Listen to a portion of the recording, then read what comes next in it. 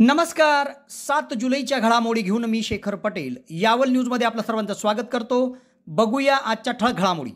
Raj jewellers and सराफ वर्षपूर्ती विश्वासाची शुद्ध सोने 91.6 हॉलमार्क सोने, सर्वात कमी घट, उत्तम क्वालिटी, ऑर्डर लवकर देणे, दागिन्यांची घडावण सुंदर आणि मनमोहक, समाधानपूर्वक ग्राहकांची खरेदी. आमच्याकडे सोने चांदीचे राशीरत्न, उप नवग्रहाचे खडे, शुद्ध चांदीचे देवाचे टाक, मूर्ती भांडी उपलब्ध. एक वेळ अवश्य भेट द्या. मेन रोड गवत बाजार यावल. प्रोपायटर शुभम वाणी यावल.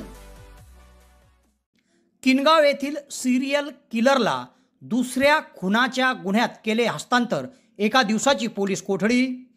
दहिगाव येथील मिस्त्रीला 15व्यादा झाला सर्पदंश, वारंवार साप चावत असल्याने कुटुंब हैराण. साकळी किनगाव येथील आशा सेविकांचा कोरोना योद्धा म्हणून ब्रह्मकुमारीजकडून गौरव. मनवेल येथील धुनीवाले दादाजी दरबारमधून मोठ्या उत्साहात निघाली खंडवा जाण्यासाठी पायी दिंडी. दहिगाव येथे आषाढी एकादशी निमित्त रक्तदान शिबिराचं आयोजन. कोळवद येथून मोठ्या उत्साहात निघाली दादाजी दरबार खंडवा येथे जाण्याकरिता दिंडी. नायगाव येथे किरकोळ कारणावरून दोघांनी केली एकास मारहाण. तर यावल शहरातून हज यात्रेकरिता भाविक रवाना. 2 वर्षानंतर होत असलेल्या हज यात्रेबाबत भाविकांमध्ये उत्सुकता. डेनिम शोरूम यावल शहरामध्ये फॅन्सी ड्रेस आकर्षक दरामध्ये आणि विविध प्रकारच्या डिस्काउंटमध्ये उपलब्ध. यावल शहरवासियांसाठी आता फॅन्सी ड्रेस खरेदीसाठी जळगाव किंवा भुसावळ जाण्याची गरज नाही. यावल शहरामध्येच यावल शहरातील तालुका शेतकी संघात नवीन भव्य असं शोरूम आपल्या सेवेत दाखल झाले आहे. एक वेळ अवश्य भेट द्या. Denim showroom Yawal. आता बघूया सविस्तर घडामोडी. यावल तालुक्यातील किनगाव येथील अंगावर दागिने व घरात एकट्या राहणाऱ्या वृद्ध महिलांचा खून करून चोरी करणाऱ्या त्या सिरियल किलरला गावातील दुसऱ्या एका महिलेच्या खून प्रकरणात यावल पोलिसांनी हस्तांतर केले असून त्याला यावल न्यायालयात हजर केले असता 1 दिवसाची पोलीस कोठडी सुनावण्यात आली आहे. किनगाव तालुका यावल येथील बाडू उर्फ मुकुंदा बाबूलाल लोहार या 30 वर्षीय तरुणावर गावातील 3 वृद्ध महिलांच्या खुनाचा आरोप आहे.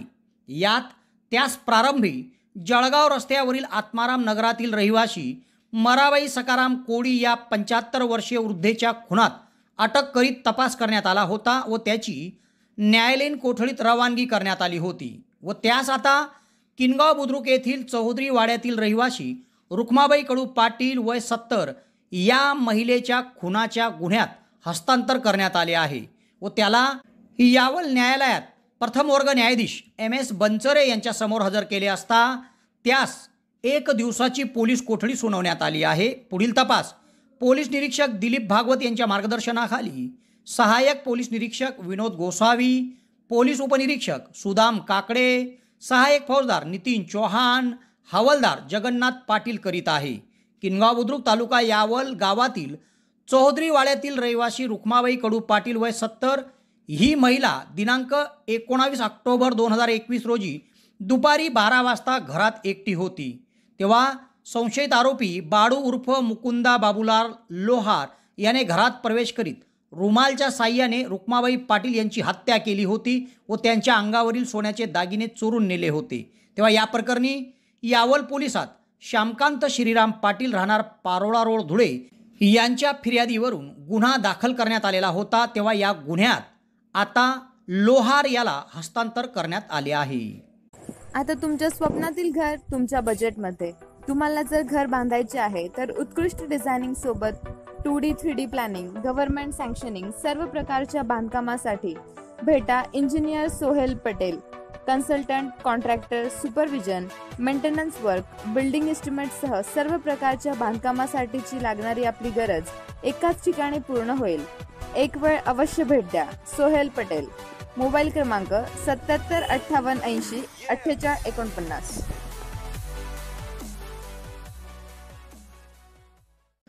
ही यावल तालुक्यातील दहिगाव येथील 42 वर्षीय इस्मास पुन्हा सर्पदंश झाला।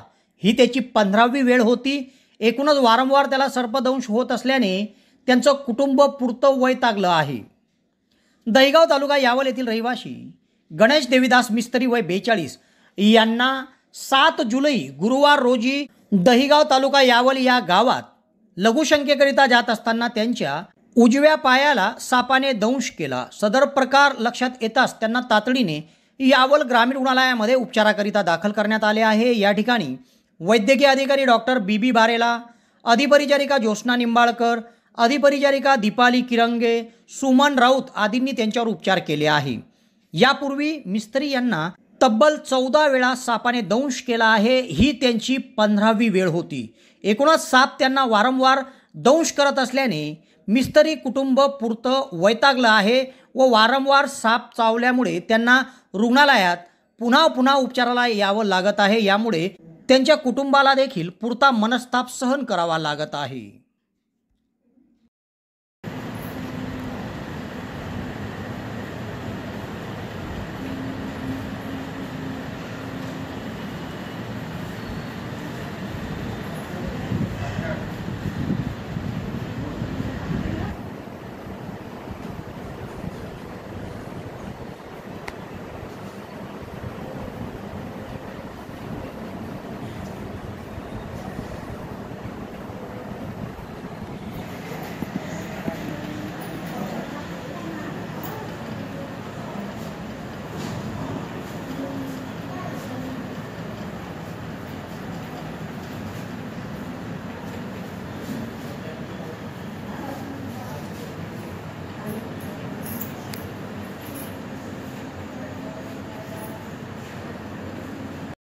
खुशखबर नोकरीसाठी इच्छुक बेरोजगार तरुणांसाठीची सुवर्ण संधी।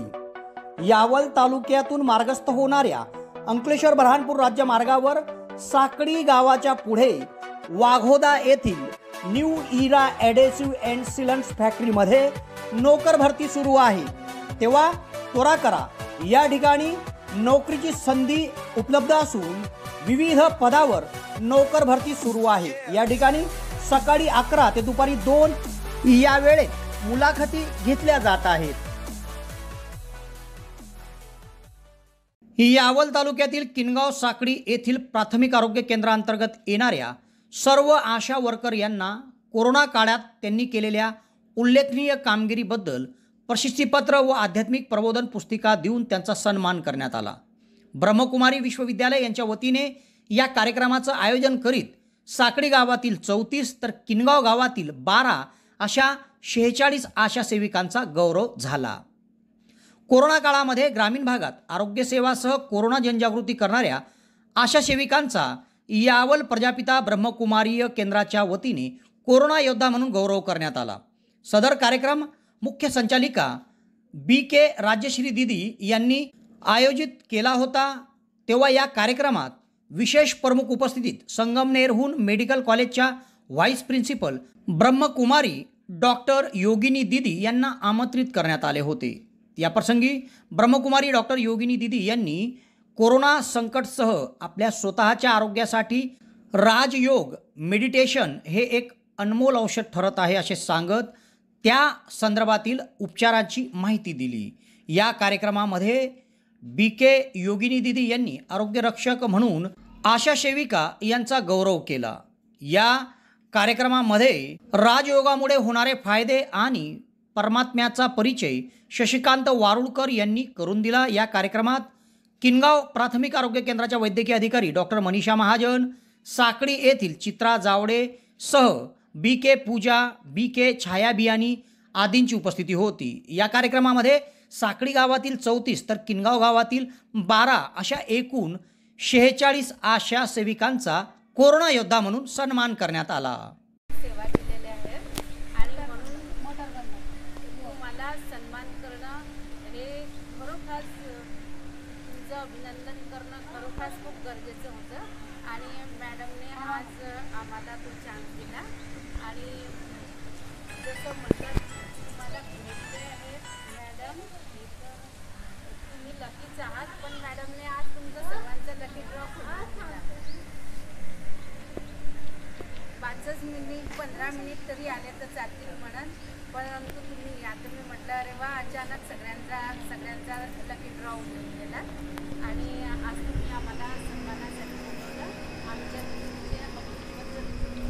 एकाग्रचित्त होऊन ऐकलं आणि हे जे तुम्ही आज ऐकलं म्हणतात ना, शिकलेलं कधी काही वाया जातो. कोणत्या तरी कठीण परिस्थितीत तुम्हाला आजचं हे जे लेक्चर झालं, जेव्हा पण तुम्हाला कठीण परिस्थितीत ह्या 2 गोष्टी पण आठवल्या तर खरोखर समस्याचं तुमचं निवारण होईल.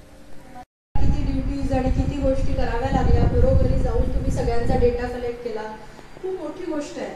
आणि अशा वेळेला एक सांगावं असं वाटतं की बाबा ठीक आहे, डॉक्टर्सने तर PPE किट वेअर केली, आपण त्यावेळेला मास्क पण घातले, ह्या सगळ्या गोष्टी केल्या, पण मग आज असं वातावरण आपल्या आजूबाजूला, तुम्हाला वाटतंय की या वातावरणामध्ये पण खूप सारे निगेटिव्ह व्हायब्रेशन्स असतील? नाही आहे ह्या वातावरणात, म्हणजे इन जनरल.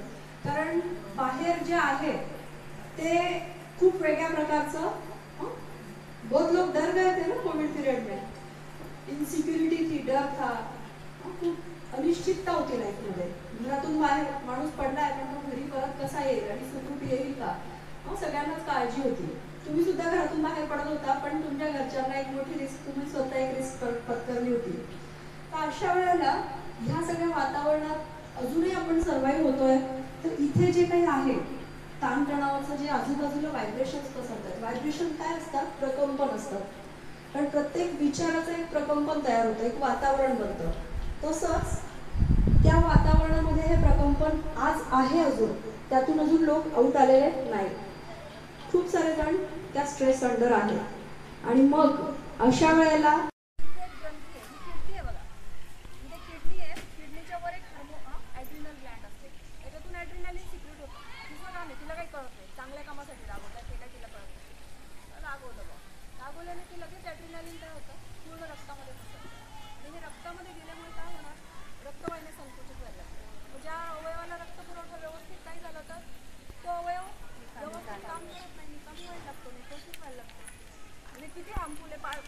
किती भावात गेला आपण असं साध्या भाषेत म्हटलं तर काय भावात पडलं रागवणं? ती व्यक्ती तर बदलत नाही, तिच्यासाठी रोज रागवते. माझा तो स्वभावच होऊन गेला चिडचिड करायला. पण ते मला बाहेर टाकण्यासाठी हे जे एवढंच ॲड्रिनॅलिन काय तयार झालं ना शरीरात, 72 तास लागतात आपल्या शरीराला युरिनच्या वाटी बाहेर टाकायला. मग ती मेहनत घ्यावी लागते की नाही? म्हणून आजपासून तो त्याचा पार्ट आहे, हा माझा पार्ट आहे, मी डिफरंट आहे. सरांनी खूप छान सांगितलं की अपन प्रत्येक जन इंडिविजुअल वेगवेगळे आत्मा आहोत. तो फिर आत्मा आने के बाद बच्चे को क्या क्या समझने लगता है? आत्मा क्या क्या करती है? आत्मा सोचती है, फील करती है, अच्छा बुरा सुख दुख जो भी है आत्मा फील करती है. हाथ को पता चलती है खुशी, पैर बोलेगा मुझे शांति है आज, नहीं बोल सकता. तो यहाँ पे सारा खेल चल रहा है. जहाँ पे आपने बिंदी लगाई है, कुमकुम तिलक जो भी लगाते हैं ना, ये सेंटर ऑफ द फोरहेड, भ्रुकुटी के बीच में यहाँ पर आत्मा विराजमान है. ये रूह है, ये हमारी जैसी रूह है, वैसे बच्चे में भी रूह आती है 4-5 महीने के पीछे. ठीक है.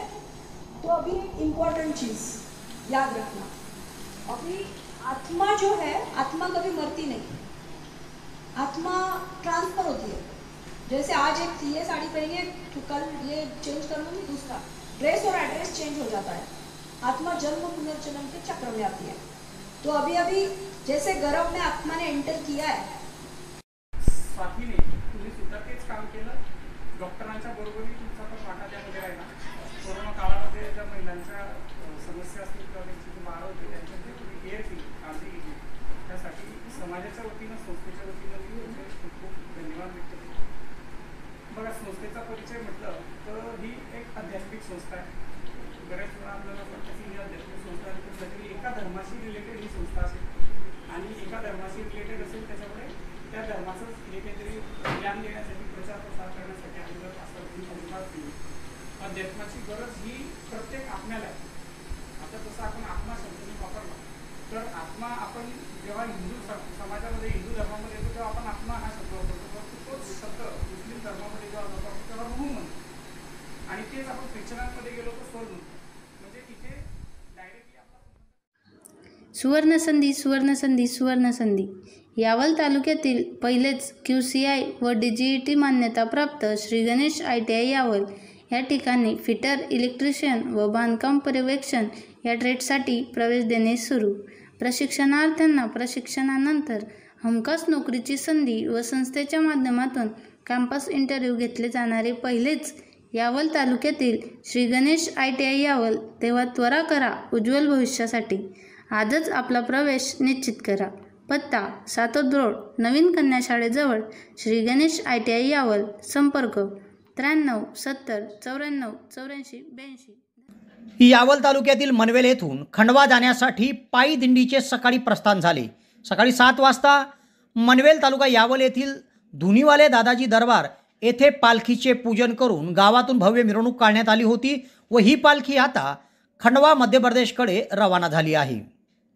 दरवर्षी मनवेल येथून धुनीवाले दादाजी दरबार येथील पालखी संपूर्ण गावात मिरवणूक काढल्यानंतर खंडवा येथे जाण्यासाठी मार्गस्थ होते.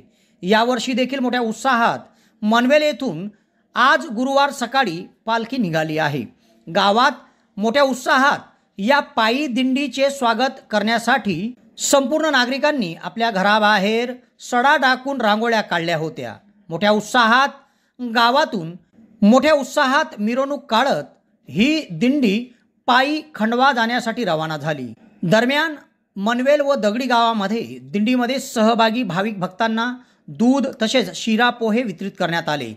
त्याचप्रमाणे या दिंडीचे साकडीत अप्पा खेवलकर, शिवचरण बळुदर यांनी शिरसाळ गावात, महादेव मंदिर यावल येथे गणेश पांडुरंग कोळी, जगन्नाथ पाटील यांनी स्वागत केले.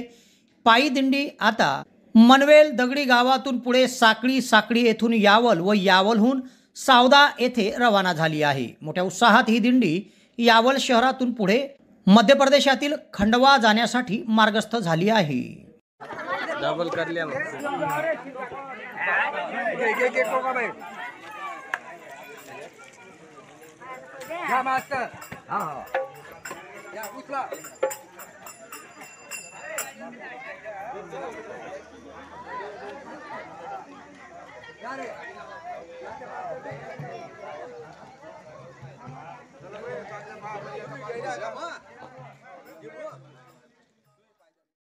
यावल तालुक्यातील दहिगाव येथे आषाढी एकादशी निमित्त रक्तदान शिबिराचं आयोजन करण्यात आलं आहे.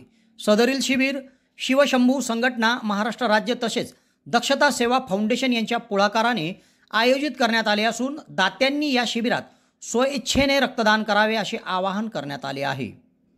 दहिगाव तालुका यावल येथे शिवशंभू संघटना, महाराष्ट्र राज्य तसेच दक्षता सेवा फाउंडेशन यांच्या संयुक्त विद्यमाने आषाढी एकादशी निमित्त दिनांक 10 जुलै रोजी भव्य रक्तदान शिबिर आयोजित करण्यात आले आहे.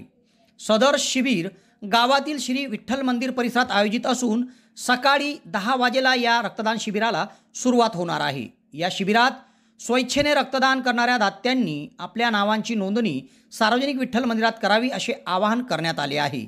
या शिबिराच्या यशस्वीतेकरिता सार्वजनिक शिवजयंती उत्सव समिती दहिगाव व हिराई फाउंडेशन दहिगाव हे परिश्रम घेत आहे. तेव्हा या रक्तदान शिबिरात स्वइच्छेने रक्तदात्यांनी येऊन रक्तदान करावे असे आवाहन आयोजकांच्या वतीने करण्यात आले आहे. यावल तालुक्यातील कोळवद येथून मोठ्या उत्साहात दादाजी दरबार मध्य प्रदेश खंडवा येथे जाण्यासाठी दिंडी रवाना झाली आहे. सायंकाळी ही दिंडी गावातून एक शोभायात्रा काढून यावलच्या दिशेने मार्गस्थ झाली. या दिंडीचा यावल येथे मुक्काम असून उद्या सकाळी ही दिंडी सावदा व पुढे खंडवा दादाजी दरबारकडे रवाना होणार आहे. कोळवद गावातून दरवर्षी दादाजी दरबार खंडवासाठी दिंडी काढण्यात येते. मात्र कोरोना संकटामुळे 2 वर्षापासून ही दिंडी सर्वसाधारण भाविकांच्या माध्यमातून नेण्यात येत होती. मात्र यावर्षी कोरोना संकट नसल्यामुळे या दिंडीमध्ये मोठ्या संख्येत भाविक भक्त सहभागी झाले आहेत. तेव्हा गावातून निघालेल्या या दिंडीने नागरिकांचं लक्ष वेधलं होतं.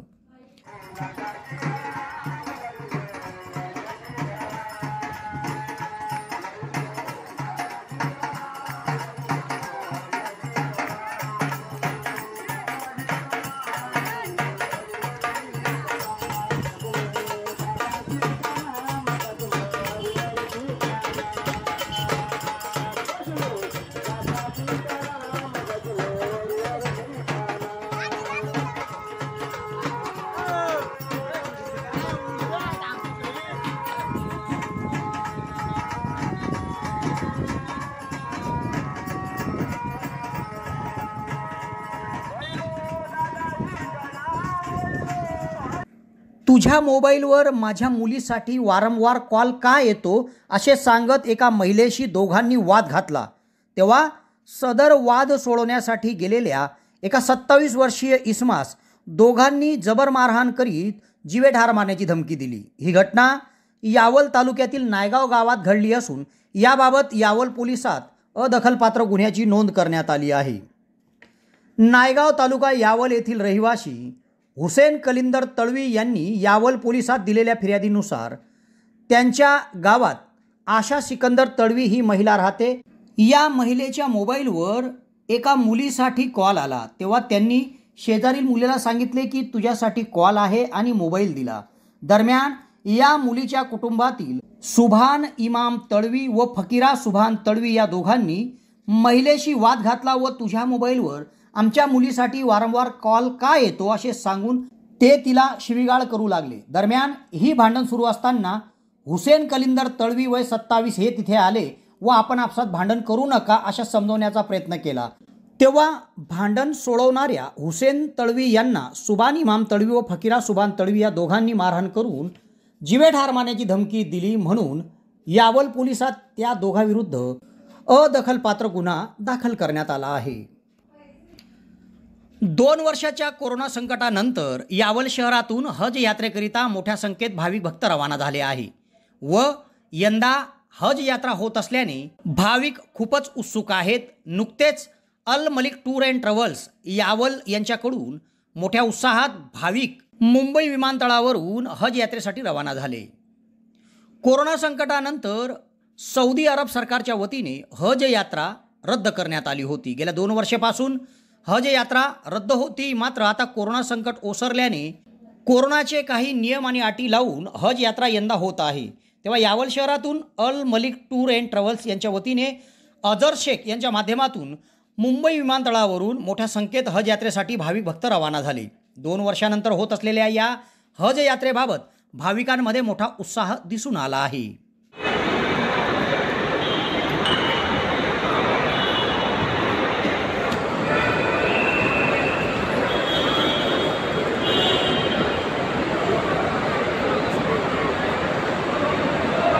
चलिए चलिए चलिए अजन चलिए, चलो अजीत साहब, चलो चलो अजीत साहब चलो।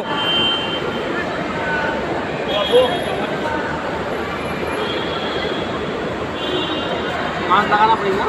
जी अजीत साहब मास्क लगाइए।